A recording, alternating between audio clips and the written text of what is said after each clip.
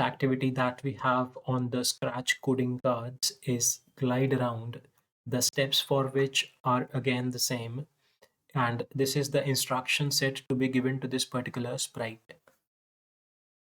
Further, what they are telling us is when the sprite is going to glide on the game stage. So from the sprite area, we can see the values of X and Y coordinates changing accordingly. In order to begin this particular activity, we'll open the existing Scratch project and we will go to the sprite library and take the desired sprite from here, like this one. Accordingly, the backdrop library, and change the backdrop to say Jurassic, and we'll take this one. Now, in order to give the instructions to this sprite, first instruction from the events category when this sprite is clicked.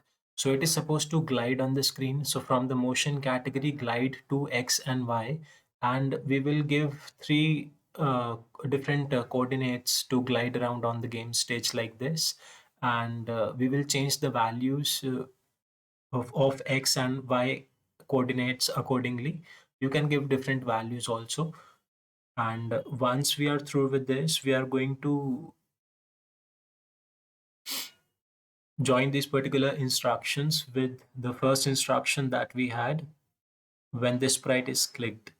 And now every time you click on this sprite, it is going to glide on the game stage like this.